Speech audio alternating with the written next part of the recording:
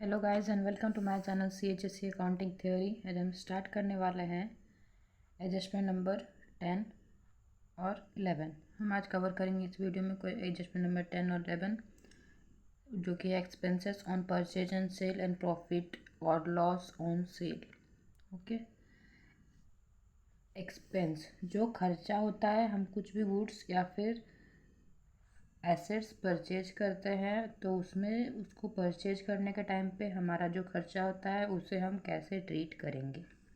Okay, a business enterprise में have to incur expenses on purchase of goods हम purchase करते हैं एक बिजनेस एंटरप्राइज को, तो उस पर उसको कुछ ना कुछ एक्सपेंस इनकर करना पड़ता है परचेज करने के लिए। फॉर एग्जांपल, अगर हम गुड्स परचेज किए, हमें carriage, freight, octroi duty, custom duty etcetera ये सब पे करना पड़, कैरेज भाड़ा पे करना, कैरेज या फिर फ्राइट भाड़ा जो हमने ट्रक में माल मंगाया, उस ट्रक का जो हमारा मतलब कैरेज आया, भाड़ा आया, वो हमें पे करना पड़ेगा। जैसे कि ऑक्ट्रॉय ड्यूटी लग जाएगा, वो हम परचेज करेंगे तो कस्टम ड्यूटी लग जाएगा, उसको हमने सारा पे करना पड़ेगा। एक टाइप का टैक्स है, सही, ऑक्ट्रॉय ड्यूटी, कस्टम ड्यूटी जो गुड्स पे लगेंगे। Similarly it may have to incur some expenses on sale of goods. जैसे कि परचेज के टाइम पे हमें कुछ ना कुछ एक्सपेंसेस इनकर करना पड़ा, हो सकता है सेल के टाइम पे भी हमें कुछ ना कुछ एक्सपेंसेस इनकर करना पड़ेगा। For that is salary to salesman, advertise, salesman से हमने एडवर्टाइजमेंट करवाया तो उसको सैलरी पे करना पड़ेगी। These expenses are shown on the book of account independently. जो गुड्स के रिलेशन में जितना भी एक्सपेंस होते हैं हमारे, उसको इंडिपेंडेंटली शो किया जाता है विथ डिफरेंट टाइटल्स। उसका जो जो टाइटल रहेगा, जैसे कि हमने यहाँ पे सैलरी पे किया तो सैलरी वो टाइटल शो करेगा, अगर कैरेज पे करते तो कैरेज वो टाइटल शो करता। वैसे ही जो टाइटल रहेगा हमें उस टाइटल के अगेंस्ट में दिखाना पड़ेगा independently with different title and are not merge with the purchase account और सेल अकाउंट, और उसको मर्ज नहीं, मिलाया नहीं जा सकता है परचेज और सेल अकाउंट से। एग्जाम्पल से आपको ज़्यादा अच्छी तरीके से समझ में आएगा। Goods purchase for rupees 10,000 and cartridge on purchase हमने 200 रुपीज़ पे किया। गुड्स परचेज किया तो उसका एंट्री क्या होगा, purchase account debited to cash account credit. अब हमने यहाँ पे क्या पे किया है, कार्टेज पे किया है। Okay, purchase account debited 10,000, cartage हमने पे किया, कार्टेज पे किया है तो कार्टेज अकाउंट डेबिटेड 200। हमारे पास टोटल कैश कितना गया है, 10,000 प्लस 200, 10,200। ओके, उसके बाद है goods sold for cash 8,000 and selling commission हमने 320 रुपीज़ पे किया है। ओके, गुड्स हमने कितने का सेल किया, 8,000 रुपीज़, हमारे पास कैश आएगा, cash account debited to sales 8,000 rupees. Okay, ये जो नॉर्मल हमारा सेल्स का एंट्री हो गया। उसके बाद हमने क्या पे किया है, कमीशन पे किया है 320 रुपीज़, कमीशन पे किया है। Selling commission account debited to cash account credit, ये हमारा हो जाएगा सेलिंग कमीशन जो हमने पे किया उसकी एंट्री। यहाँ पे आप चीज़ ने नोट किया है कि यहाँ पे cash account debited to sales, selling commission account debited to cell,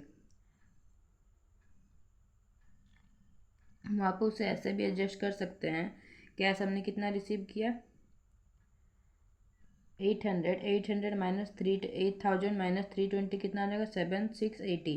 हमने वहाँ पे उसे एडजस्ट कर दिया। कैश हमें टोटल मतलब इतना हमने रिसीव किया, उसी से तो हमने ये सेलिंग कमीशन पे किया है ना, तो वहाँ पे 8,000 माइनस 320 कर दिया तो कैश अकाउंट डेबिटेड हमारा 7,680 आ जाएगा। सेलिंग कमीशन हमने 320 पे किया, टू सेल्स हमारा 800 हुआ। ओके, इसे हमने अलग अलग एंट्री पास किया। और अभी आप मेरे अकॉर्डिंगली अभी आप स्टार्टिंग में सेपरेट एंट्री ही पास कीजिए, अगर उसके बाद में आपको जब यहाँ पे एक्सपर्टीज मिलती हैं उसके बाद आप इसे कॉम्बाइन एंट्री पास कीजिएगा।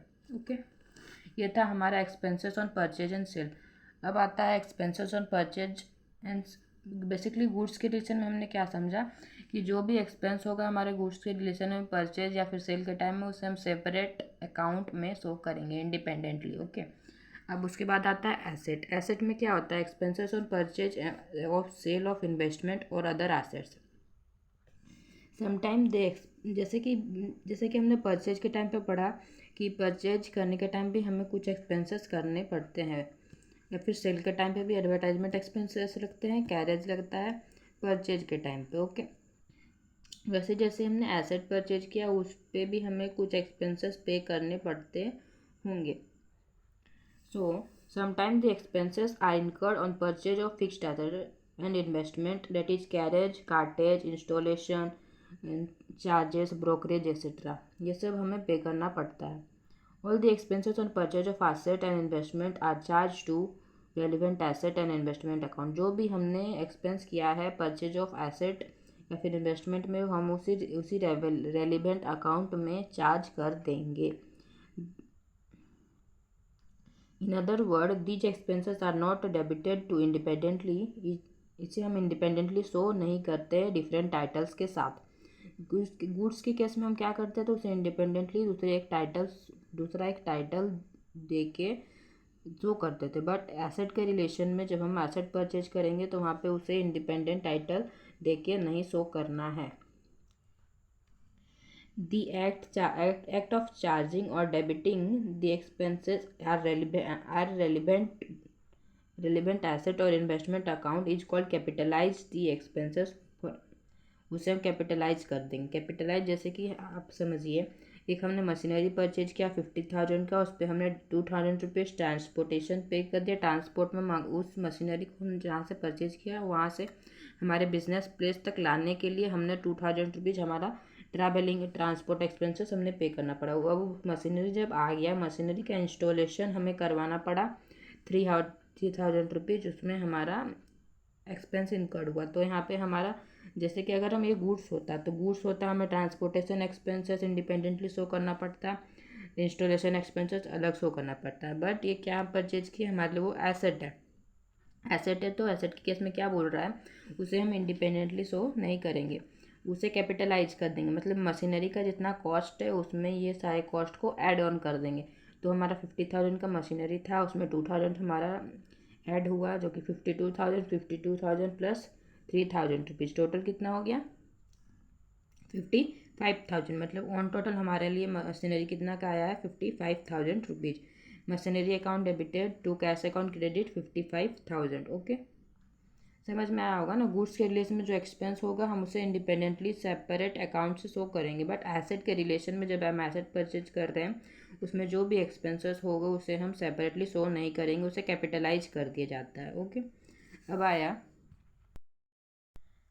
प्रॉफिट और लॉस ऑन सेल। हम गुड्स जब सेल कर रहे हैं तो वहाँ पे जो प्रॉफिट और लॉस हमें हो रहा है उससे हम कैसे शो करेंगे।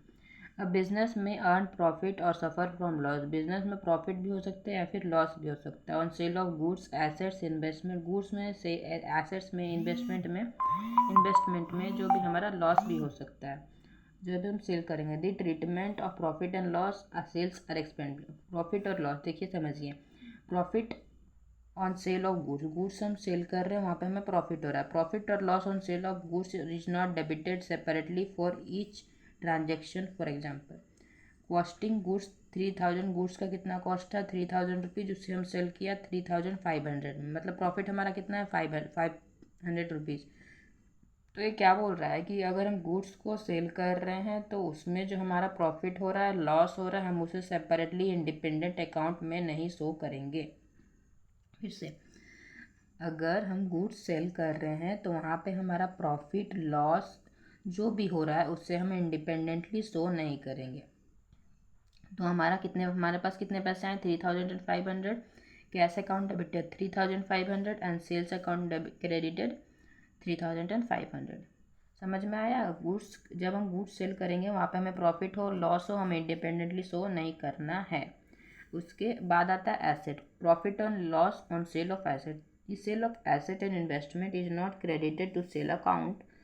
Any profit or loss on sale of asset investment is transferred to separate account. For example, goods के रिलेशन में जो भी हमारा प्रॉफिट लॉस होगा हम उसे शो नहीं करेंगे। बट एसेट के रिलेशन में अगर हमें प्रॉफिट हो रहा है लॉस हो रहा है तो उसे हम सेपरेट अकाउंट प्रिपेयर करके शो करेंगे। Furniture costing 18,000 rupees sold for 16,000। Furniture जो हमारा 18,000 रुपीज़ उसका कॉस्ट था उसे हमने 16,000 में सेल कर दिया, तो हमारा लॉस कितना का हो गया 2,000 रुपीज़ का। तो हमने क्या सीखा है कि गुड्स ऐसे हमारे जो हमारे लिए एसेट है, एसेट के रिलेशन में प्रॉफिट या लॉस जो भी हो हम उससे एक सेपरेट अकाउंट में शो करेंगे। तो क्या हो जाएगा एंट्री, लॉस हो रहा है, लॉस हो रहा है तो हमारे लिए क्या है, नुकसान है, नुकसान है तो debit all expenses and losses.